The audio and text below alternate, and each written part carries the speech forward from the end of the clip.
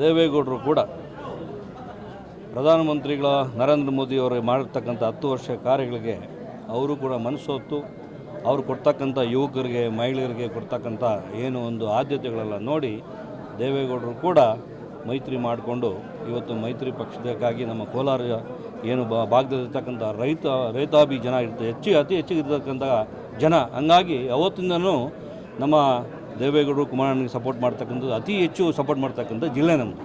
ಹಂಗಾಗಿ ಆ ನಿಟ್ಟಿನಲ್ಲಿ ಕೂಡ ಎಲ್ಲಿ ಯಾವ ಒಂದು ಅಭ್ಯರ್ಥಿಗೆ ಅತಿ ಹೆಚ್ಚು ಮತ ಬರುತ್ತೆ ಅದು ಆ ನಿಟ್ಟಿನಲ್ಲಿ ಇವತ್ತು JDSಗಾಗಿ 3 ಕ್ಷೇತ್ರಗಳನ್ನ ಬಿಟ್ಟುಕೊಟ್ಟಿದೆ, ಅದರಲ್ಲಿ ಕೋಲಾರ ಒಂದು. ಹಂಗಾಗಿ ಇಲ್ಲಿ ಚಿಹ್ನೆ ಇವತ್ತು ತೆನೆ ಹೊತ್ತ ಮಹಿಳೆ ಕೂಡ ಮೋದಿಯ ಚಿಹ್ನೆ ಆಗಿದೆ. ಮೋದಿಗೋಸ್ಕರ ಎಲ್ಲರೂ BJP ಆಗ್ಬೋದು, ಇವತ್ತು ಕಾಂಗ್ರೆಸ್ಸಲ್ಲಿರ್ತಕ್ಕಂಥವರೇ ಸೇರಿ ಮೋದಿಯನ್ನು ಪ್ರಧಾನಿ ಮಾಡಬೇಕಂತ ಹೇಳ್ತಕ್ಕಂಥ ಪರಿಸ್ಥಿತಿ ಬಂದಿದೆ.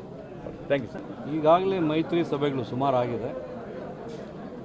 ಒಂದು ದೇಶದಲ್ಲಿ ಮಾಡಿದ್ರು, ಒಂದು ರಾಜ್ಯದಲ್ಲಿ ಮಾಡಿದ್ರು, ಜಿಲ್ಲೆಯಲ್ಲಿ ಮಾಡಾಯಿತು ಮತ್ತು ತಾಲೂಕಲ್ಲೂ ಮಾಡಾಯಿತು. ಈಗ ಒಟ್ಟಿಗೆ ಎಲೆಕ್ಷನ್ಗೆ ಹೋಗ್ತಕ್ಕಂಥ ಒಂದು ಕಾರ್ಯಕ್ರಮ ಇಟ್ಕೊಂಡಿದ್ವಿ. ಈ ಕಾರ್ಯಕ್ರಮಕ್ಕೆ ಈಗಾಗಲೇ ಶಾಸಕರು ಹೇಳ್ದಂಗೆ 2 ದಿವಸ ಪ್ರಚಾರ, ಬಿರುಸಿನ ಪ್ರಚಾರ ಇದೆ.